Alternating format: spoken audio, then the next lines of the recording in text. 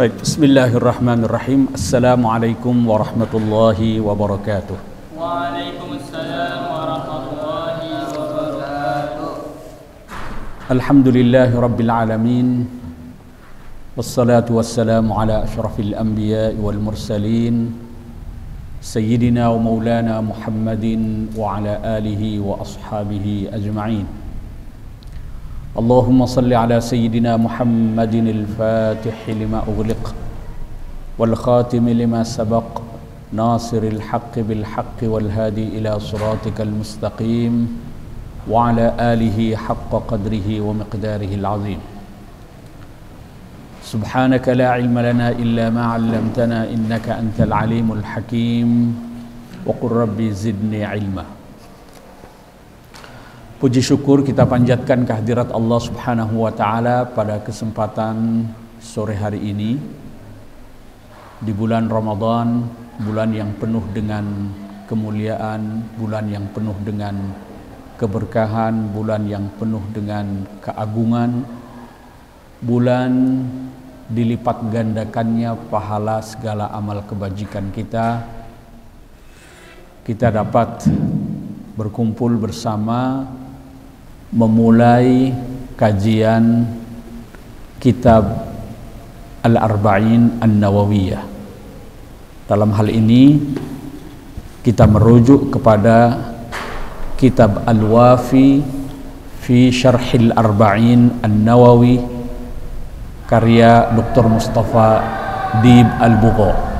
Kita akan memanfaatkan waktu di bulan Ramadan ini untuk mengaji kitab ini dengan harapan mudah-mudahan di bulan Ramadan saat kita bertaqarrub kepada Allah Subhanahu wa taala, saat kita berkesempatan untuk melakukan pelbagai amal kebajikan, dan saat untuk kita kembali ke haribaan Allah Subhanahu wa taala dengan bertobat, dengan bermunajat, dengan beristighfar dan berdoa, mudah-mudahan dengan mengaji hadis-hadis yang ada dalam Al-Arba'in An-Nawawiyah yang dilengkapi dengan syarah dari kitab Al-Wafi ini, mudah-mudahan kita semua mendapatkan keberkahan dari Allah Subhanahu wa taala.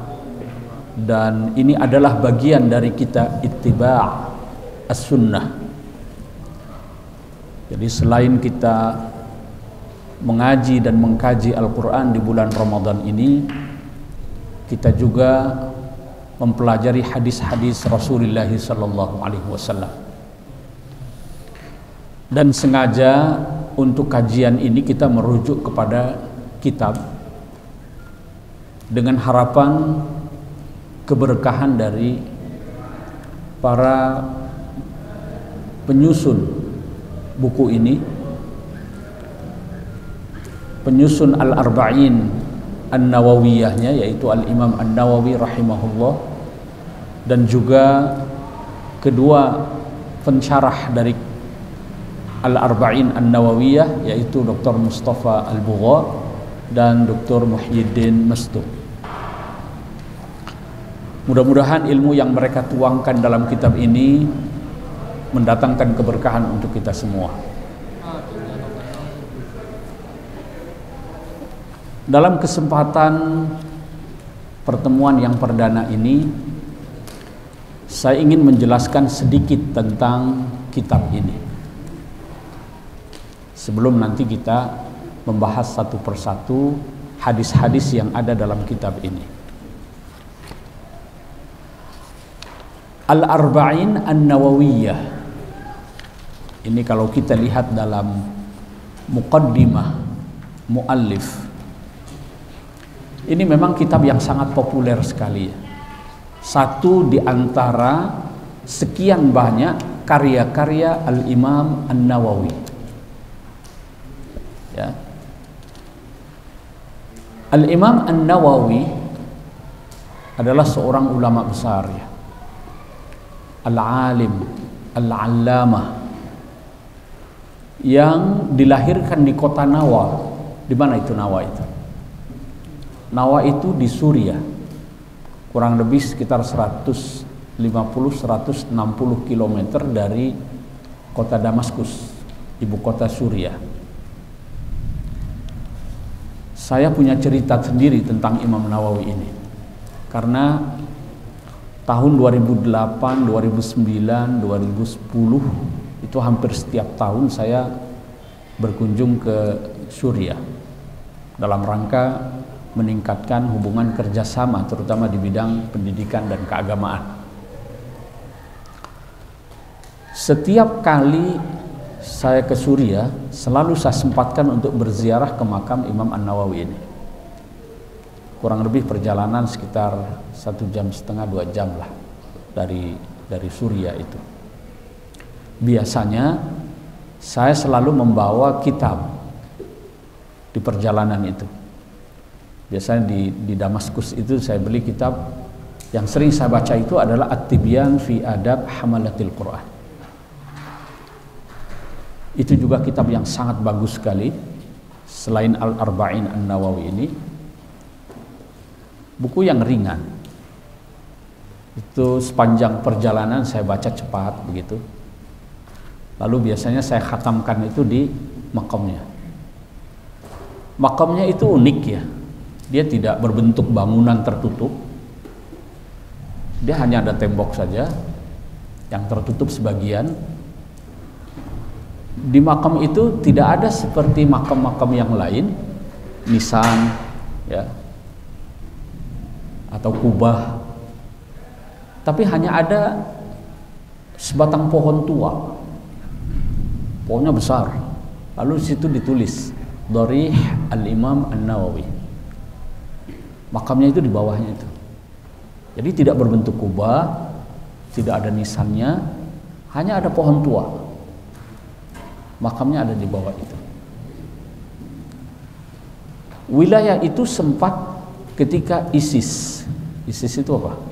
Islamic State, Irak dan Syam, Daesh.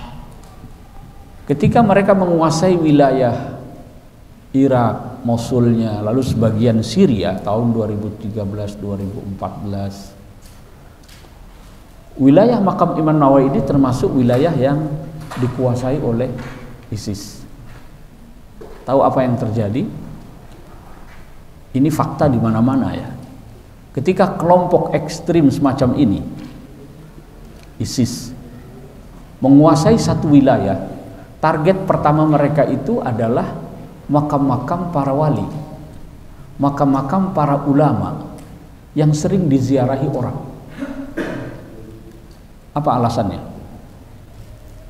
Itu dianggap sumber kemusyrikan, berhala yang disembah. Karena mereka juluki orang-orang yang suka ziarah itu kuburiyun. Maka sumber kemusyrikan itulah yang dihancurkan. Ini saya dengar cerita langsung dari semacam menteri agamanya Sunni di Irak. Jadi Rais Diwanil Waqfis Sunni.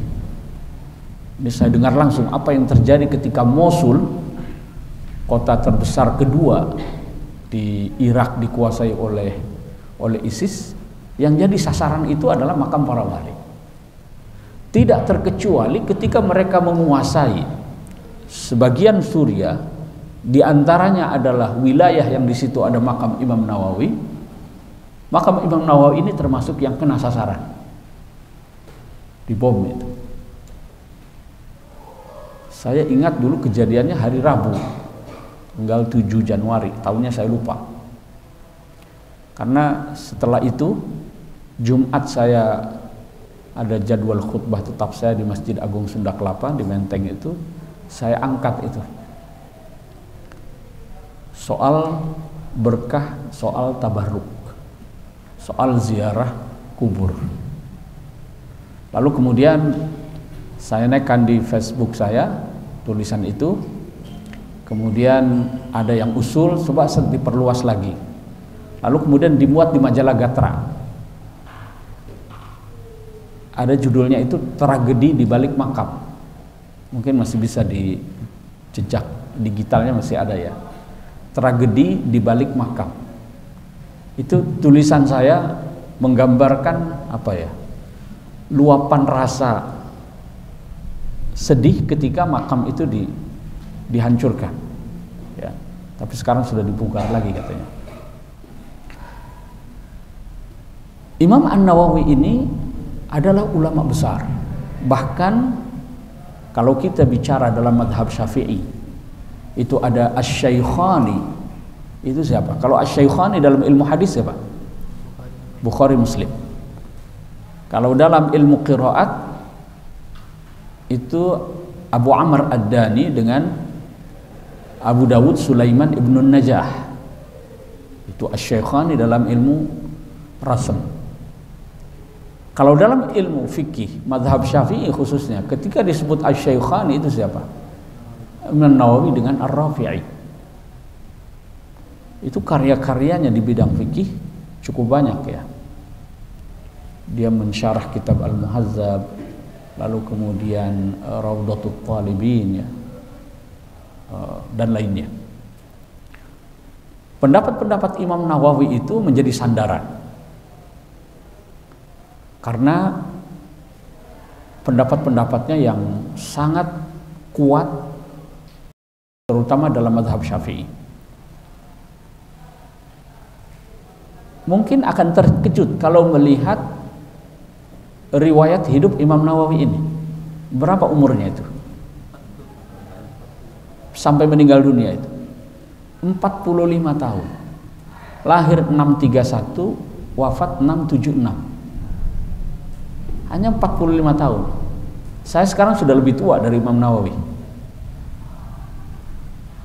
Tapi umur yang 45 tahun ini betul-betul berkah, ya. Jadi umur yang berkah itu begitu. Dia tidak mesti panjang, tapi manfaatnya itu yang panjang. Itu yang disebut keberkahan, ya. Jadi kebaikannya itu melimpah terus. Sekarang siapa yang tidak membaca karya-karya beliau? Kemudian siapa yang tidak mengenang nama beliau? Sampai-sampai ada, ya, sampai sekarang orang namanya Nawawi kan, sebanyak di Indonesia, ya. Itu padahal belum tahu itu Nawawi itu apa, ya. Nawawi itu dari kata kota Nawa, lalu nisbahnya menjadi An-Nawawi. Tuh. Saking populernya Imam Nawawi itu. Jadi keberkahan umur itu bukan soal panjang pendeknya, tapi seberapa besar manfaat yang dia hasilkan sepanjang hidupnya itu. Ini saya kira menarik, ya. Dari perjalanan hidup Imam Nawawi ini banyak yang kita bisa ambil pelajaran, ya. Itu ada satu ungkapan dalam syairnya Ahmad Syauqi yang mengatakan begini. Saya lupa, tapi maksudnya begini. Angkatlah ingatan tentang namamu itu, gitu, ya.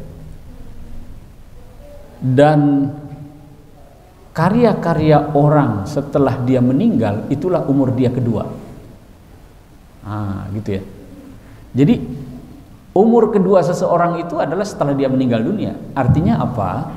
Ketika di dunia ini, ketika hidup itu harus punya tinggalan, sehingga peninggalnya dia akan dikenang orang terus. Itu artinya apa? Hidup ini harus kita isi dengan hal-hal yang berkualitas, supaya kita punya kenangan baik. Jadi hidup itu hanya soal kenangan, ya. Innamal mar'u hadithun. Ada ingat? Dalam mahfuzat itu, innamal mar'u hadithun liman ba'dahu fakun hadisan hasanan liman wa'a. Jadi tinggalkanlah kenangan baik bagi orang setelah kita. Nah, ini Imam Nawawi umurnya 45 tahun, tapi kenangannya sepanjang masa. Bayangkan dari tahun 676 sampai sekarang 1443. Orang masih kenang terus, karya-karyanya dibaca terus. Itulah umur yang berkah. Mengapa karya-karyanya itu masih terus dibaca orang? Ada orang menulis buku, selesai, dibeli orang, tinggal ya hilang begitu saja, tenggelam. Tapi ada orang yang menulis lalu karyanya dibaca orang sepanjang masa. Itu juga bentuk keberkahan ilmu. Ya, ilmu yang berkah itu begitu. Dia tidak berhenti pada dirinya, tapi kemudian diwarisi oleh orang lain terus menerus panjang masa. Dan itu tidak heran, karena kalau kita lihat biografinya itu Imam Nawawi, memang hidupnya itu zuhud. Kerjanya itu puasa terus. Bahkan saya baca itu ada 2 makanan buah-buahan yang dihindari betul itu. Apa itu? Buah-buahan dengan ketimun. Ini makanan-makanan karena apa? Dia tidak ingin, itu kan lembab ya, basah, berair gitu ya. Saya khawatir kalau makan itu badan itu jadi berat terus, bawaannya mau ngantuk terus, mau tidur terus. Jadi menghindari tidur. Jadi sepanjang malam digunakan untuk beribadah, untuk muthala'ah, siangnya berpuasa, belajar dan mengajar. Saat belajarnya itu sehari dia bisa mendatangi 12 guru, 12 kitab, 12 pelajaran.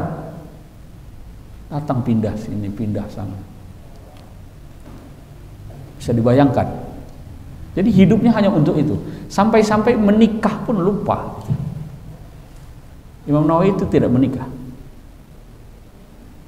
Yang begini jangan diikutin kali ya.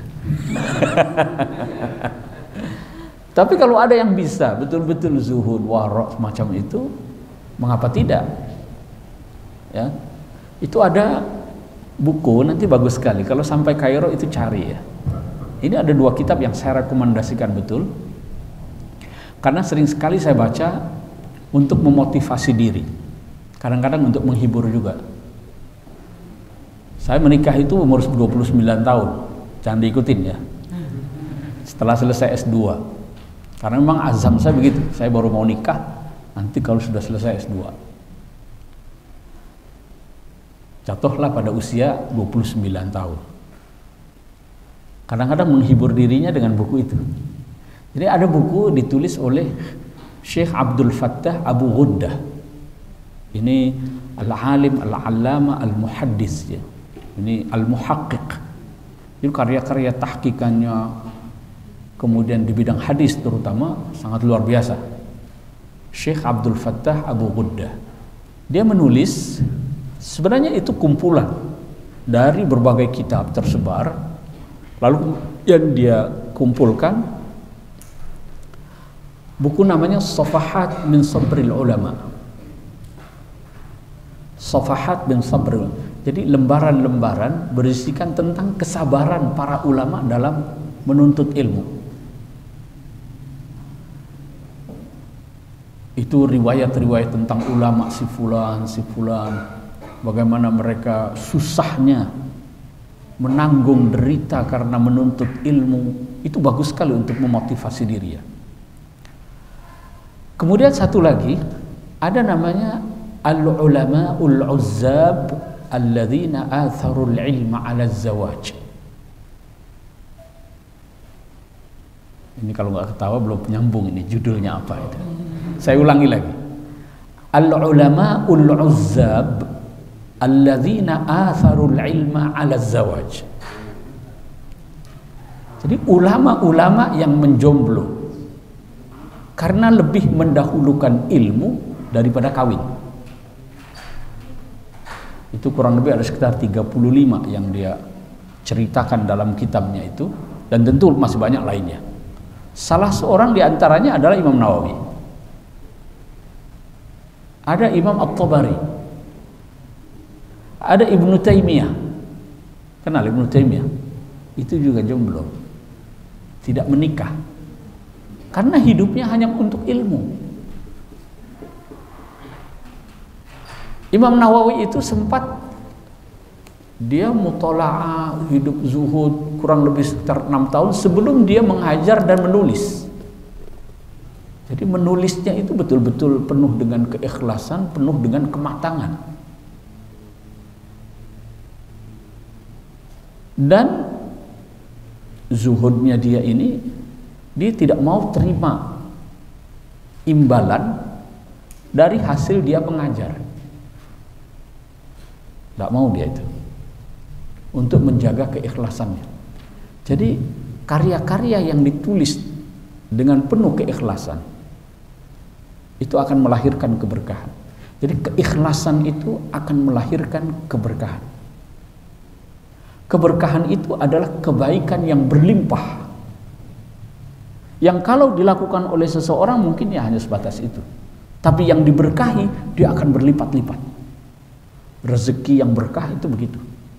Nominalnya bisa jadi sama dengan yang dimiliki antara dua orang ini, tapi yang diberkahi dengan yang tidak, itu bisa kita lihat dari kemanfaatannya, kebaikannya.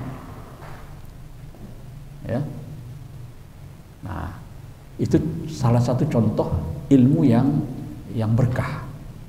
Maka sampai sekarang masih terus dikaji orang ini, ya, karya-karya beliau itu, karena ditulis dengan penuh keikhlasan. Itu tidak aneh kalau kita lihat dalam riwayat ulama-ulama kita dulu ya. Mereka mau belajar, mau mengajar, mau menulis, itu selalu diawali dengan kebersihan hati. Mereka berwudu dulu, mereka sholat dulu, baru kemudian nulis, baru kemudian baca. Nah, kita ini kan kadang-kadang adab semacam itu kurang kita perhatikan ya. Nah, adab menuntut ilmu itu penting, supaya ilmu yang kita pelajari itu mendatangkan keberkahan. Ya, nah, ini saya kira catatan penting ya bagi teman-teman sekalian yang masih dalam, ya kita semua lah masih dalam tahap talabul ilm.